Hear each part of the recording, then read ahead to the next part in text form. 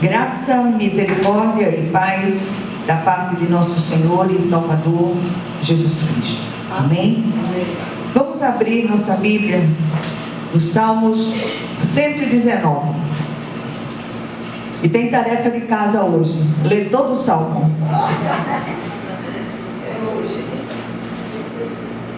Salmo 119, versículos 18 e 27. Estou falando sério, viu?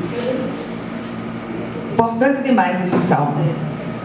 Fala da excelência da palavra. Versículos 18 e 27. Salmo 118, versículo 18 e 27. 119, versículos 18 e 27.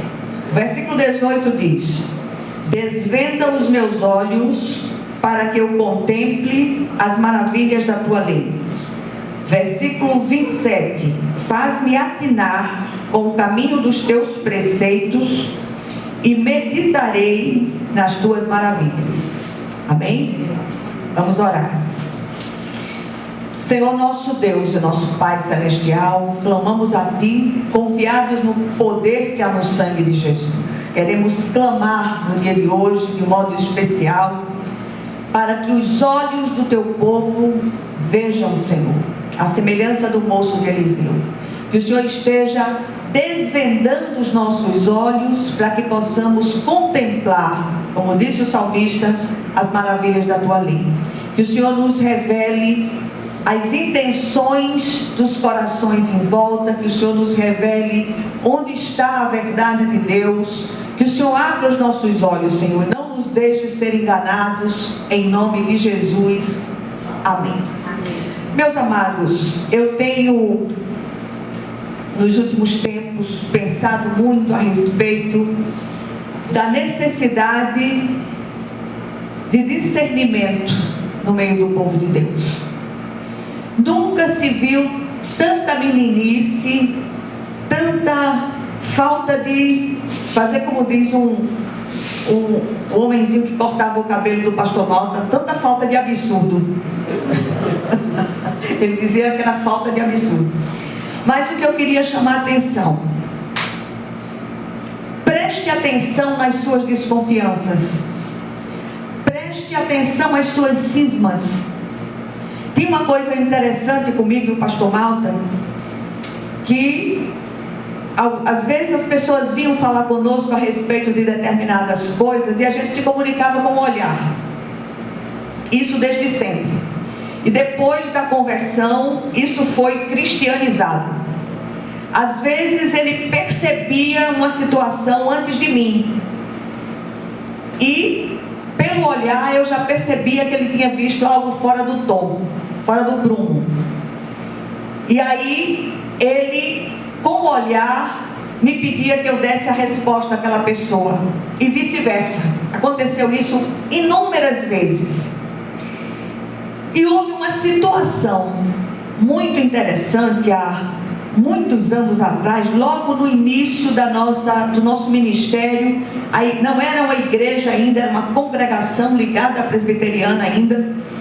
E nós recebemos um determinado irmão de uma determinada igreja, que quando soube que nós tínhamos um culto de oração pelas causas impossíveis, ele chegou.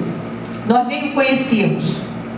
E aí ele chegou, soube desse culto e tal, e trouxe uma demanda muito séria. Esse irmão tinha um problema sério com o Banco do Nordeste, de um empréstimo feito. Eu não sei a história como era ao certo, só que ele ganhou a causa. Era uma causa absolutamente perdida, mas ele ganhou essa causa. E ele volta e queria dizimar aqui. A causa era de R$1 milhão. Aí o pastor Malta olhou para mim, eu olhei para ele, aí eu disse: meu irmão, pegue o seu dízimo para levar para a sua igreja. Aí ele ficou assim olhando, mas olha, é 100 mil, ele que daí, podia ser milhões. Pode levar para sua igreja é lá. E ele passou um tempo meio diferente conosco. Esse irmãozinho acabou se desviando da igreja, acabou separando e tantas coisas mais. Então prestem atenção a determinadas coisas que batem na trave, como os jovens costumam dizer. Preste atenção a determinadas cismas. Não ponham a mão no fogo por ninguém. Prestem atenção àquilo que está à sua volta. Nunca se viu tanto escândalo no meio do povo de Deus como no nosso tempo. Pastores recebendo propina, isso, aquilo outro. A gente não abre um jornal, não abre uma revista, não senta para ver um noticiário na TV que não seja bombardeado por tantas coisas terríveis, como diria o pastor Mauro. E eu queria estimulá-los hoje a ver além do que é mostrado. Perguntem ao Espírito de Deus: esse caminho é seu? Essa direção vem do Senhor? E esperem que a resposta venha. Não façam absolutamente nada sem consultar o Senhor. A palavra de Deus já foi revelada, mas os nossos olhos precisam ser desvendados para compreendê-la, e só Ele pode fazer isso. O irmão que chegou, nós estamos meditando no Salmo 119, não se preocupe que você não vai lê-lo todo, 18 e 27. Seja bem-vindo, meu irmão. Então o Salmo 119 é uma exaltação do salmista à santa e gloriosa palavra do Senhor. O mais longo da Bíblia traz ensinamentos preciosos acerca da palavra de Deus. Prestem atenção. Agora eu estou falando com vocês como se fala com criança. Por favor, prestem atenção. Não se deixem enganar pela falácia de alguns. Não se deixem enganar por determinadas promessas. Prestem atenção onde vocês estão pisando. Não sejam meninos na fé. Já chega de tanta discrepância no nosso meio. Nem todo aquele que diz Senhor, Senhor, vem de fato de Deus. O que a oração do salmista pede nos versículos citados? Em outro versículo deste mesmo salmo, o salmista pede ao Senhor: dá-me entendimento para que eu guarde a tua lei e a ela obedeça de todo o coração. Nunca é demais uma pitada de desconfiança, até que se prove o contrário. Entenderam? A oração do salmista, ela pede, primeiro, que seus olhos sejam abertos, desvendados, para que ele veja, contemple as maravilhas da lei do Senhor. O mandamento é puro e santo e precisa ser visto além da letra da lei. Presta atenção em nome de Jesus. Não se deixem enganar. O adversário é astuto e ele não vai lá fora fazer as estripulias dele. Ele entra na igreja e tenta iludir, se possível, os eleitos de Deus. A palavra de ordem para nós neste tempo é oração e vigilância em tudo. Não existe para o servo de Deus vida secular e vida eclesiástica. O que existe é vida transformada pelo Espírito de Deus dentro e fora da igreja. A quantidade de situações que eu tenho recebido, de orações que eu tenho recebido, mesmo nesse tempo que estou vivendo de tanta agonia, de tanta angústia, de cristãos que nos lares são uma peste. Desculpa a palavra, mas não achei outra. Pelejei para achar, não achei. Vocês estão ouvindo? O primeiro lugar onde você tem que ser cristão de verdade é dentro da sua casa. Se aqueles que cercam você não podem testemunhar daquilo que se operou na sua vida, é bom pensar um pouco mais. A segunda coisa que o salmista pede em sua oração é que o Senhor o faça discernir o propósito dos seus preceitos, para que ele possa meditar nas maravilhas do Senhor. O versículo 27 fala sobre isso. O salmista não quer ser impulsivo em seu julgamento das situações. O apóstolo Paulo diz que todas as coisas cooperam para o bem dos que amam a Deus e são chamados segundo o seu propósito. Que propósito é este? Olha só, que sejamos conformados à imagem do seu Filho Jesus. O que esta oração do salmista nos leva a refletir em nosso tempo? A Bíblia é absolutamente contemporânea. As palavras contidas aqui, elas se aplicam a todas as épocas. Primeiro, o Senhor é quem dá tanto a revelação escrita, quanto desvenda os nossos olhos para saber compreender aquilo que está escrito. Como podemos meditar em algo que não compreendemos? É o Santo Espírito que nos faz lembrar o que aprendemos e também nos ensina, nos capacitando a aplicar. Quando vocês virem alguém muito espiritual, parem e olhem as ações, não olhem as palavras. E eu repito, deixem de ser meninos da fé.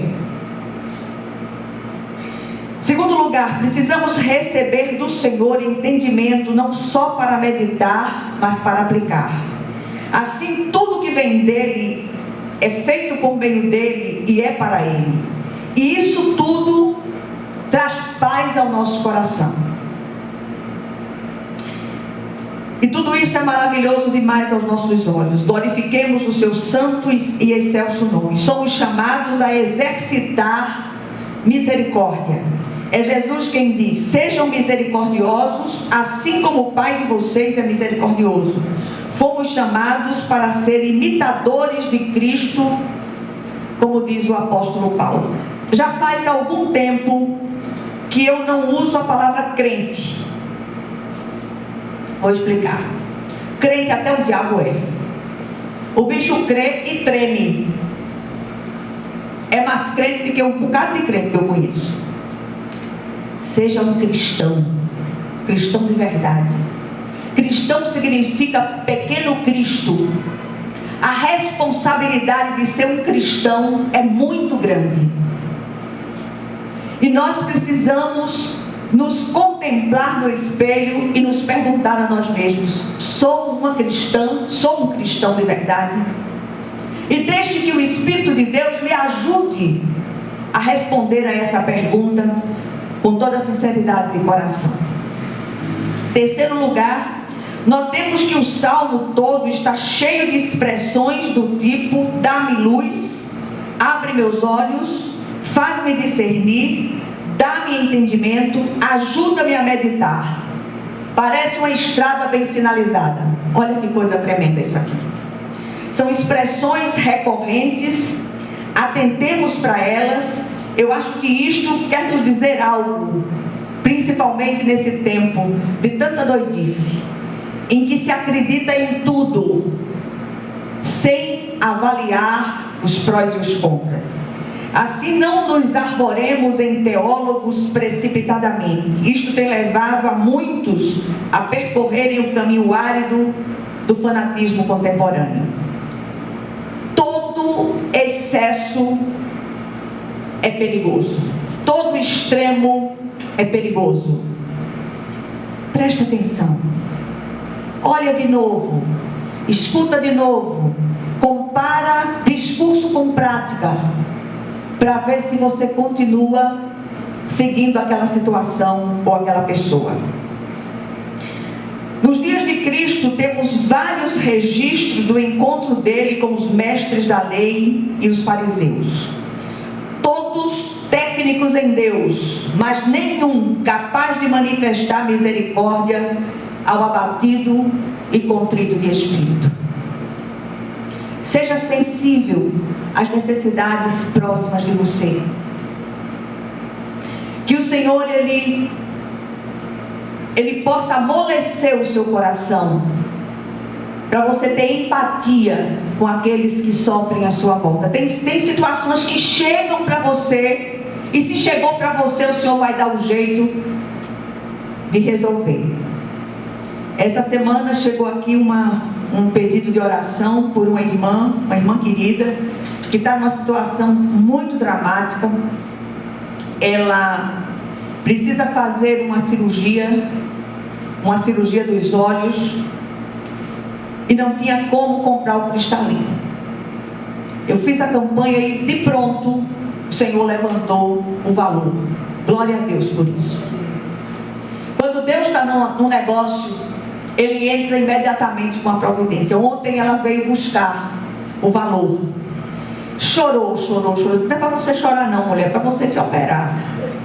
Assim, bora se operar por caridade, deixa de chororô. Aí ela foi, sabe? Mas eu glorifico a Deus por essa pequena comunidade. Não é uma igreja de multidão, não é uma igreja de grandes alardes. E eu glorifico a Deus pela vida e a instrumentalidade de cada um de vocês. Mas eu repito, peçam discernimento.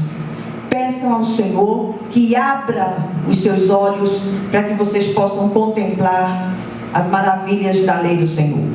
Os escribas e fariseus estudavam incansavelmente a letra da lei, mas tinham seus olhos vendados ao espírito da lei. Hoje tem uma história de você fazer aplicações, recortando versículos, que eu fico abismada. Cadê o temor e o tremor ao Senhor? O coração do homem é uma fábrica de ídolos. E é preciso ter cuidado com aquilo que você defende. Aqueles escribas e fariseus, inclusive, se orgulhavam de seus muitos saberes, ao ponto de considerar o povo como plebe maldita.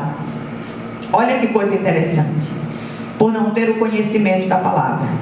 Mas mesmo a despeito de todo esse conhecimento que julgavam ter, Jesus mandou que fossem e aprendessem o significado da escritura que diz: misericórdia quero e não sacrifícios, citando o profeta Oséias. Conhecimento desprovido de sabedoria e discernimento é algo temível, pois torna o homem cego, e todo zelo cego é perigoso, é fanatismo. Em quarto lugar, o autor de Provérbios traz mais luz a essa questão, dizendo: a vereda do justo é como a luz da aurora, vai brilhando mais e mais até ser dia perfeito. Todos nós estamos em obras. Cristão maduro, Deus colhe. O Senhor colheu o pastor Malta, ele já estava maduro. E todos nós estamos em obras nesta terra. Não terminou o trabalhar de Deus com nenhum de nós. E essa palavra de hoje, ela é um santo formão de Deus para esculpir em nós o caráter do Cristo. Prestem atenção em nome de Jesus. Em quarto lugar, que a gente possa, vou repetir, que a gente possa fazer como o autor de Provérbios sugere, que nossa vereda vá se tornando mais e mais luminosa. Quando será esse dia? Esse dia perfeito mencionado aqui é o dia do encontro glorioso com o Senhor. Enquanto estivermos deste lado da eternidade, estaremos sendo instruídos por Deus. A palavra já nos foi dada, mas o preceito não é algo árido. Eu fico abismada com cada vez que que a gente abre a palavra, coisas que nós já lemos tantas vezes saltam aos nossos olhos. A palavra é viva e traz sempre uma instrução nova acerca de todas as coisas. O mandamento é vida e está lá o tempo todo, mas precisa do holofote do céu para ser percebido e meditado, assimilado e, sobretudo, aplicado com graça e misericórdia. E aqui cabe uma outra advertência. Não saia por aí destilando versículos. Saia por aí mostrando vida transformada em Cristo Jesus. Nós somos observados por homens e por anjos, anjos eleitos e anjos caídos, e sobretudo por pessoas que são instrumentos do adversário, que trazem o seu farolzão em cima das nossas vidas para poder sair falando. É sério demais. Não é fácil ser cristão. Se você está procurando uma religião que deixe você tranquilo, não é o cristianismo, não. Porque o cristianismo é relacional. E esse relacionamento com o Cristo vivo é algo visceral, intrínseco. Aonde você estiver, as pessoas vão olhar para você e dizer: ali vai um santo homem de Deus, ali vai uma santa mulher de Deus. Tomara que seja assim, com todos nós. Em quinto lugar, não é incomum encontrarmos servos do Senhor perplexos, se fazendo a seguinte pergunta: por que não vi isso antes? Todo mundo estava te mostrando infeliz e tu não visse. Era para tu ver. O mais interessante desse desvendar de olhos é que tem um tempo certo para acontecer com cada um de nós. Ninguém pode abreviar ou postergar esse momento, nem os teólogos mais experientes. Mas se deixe trabalhar por Deus, se deixe ministrar, seja ensinável e deixe que o Senhor complete a obra em sua vida. Não postergue aprendizado. Nós todos somos semeadores, só semeadores. Quem dá o crescimento é o Senhor. O que nós aprendemos aqui, rapidamente? Aí eu vou repetir de novo o que eu repeti para uma irmãzinha que disse que: por que seus sermões são desse tamanho? Eu digo: porque não é uma novela. Se fosse uma novela, tinha não sei quantos capítulos. Não adianta você ficar 200 anos aqui dizendo a mesma coisa. E vocês não são surdos? Graças a Deus. O que nós aprendemos aqui? Primeiro, exercitemos misericórdia uns com os outros e não usemos a palavra para afrontar ou esmagar os que já estão quebrados e prestes a se apagar. Segundo, tudo vem a seu tempo, tempo estabelecido pelo Pai Celestial, não pela vontade humana. Aliás, há um tempo para tudo debaixo do céu e nada foge ao seu curso. Terceiro lugar, nada é linear na trajetória do servo de Deus. Passamos por altos e baixos, são vales e montanhas, oásis e desertos, amanheceres e crepúsculos. A topografia e a natureza, de um modo geral, foram feitas assim para nos sinalizar acerca das verdades eternas. É o grande data show de Deus para nos ensinar a agir como se fôssemos verdadeiramente transformados por Deus. Como se fosse, não. Se fomos verdadeiramente transformados por Deus, a natureza está ali para sinalizar para nós. E por último, não nos esqueçamos da letra do velho hino, tão entoado pelo pastor Malta: deixa a luz do céu entrar, deixa o sol em ti nascer. Quero terminar com uma pergunta: quanto de luz do céu já temos recebido? Que o Senhor, Ele aplique essa porção da palavra aos nossos corações, em nome de Jesus Cristo. Amém.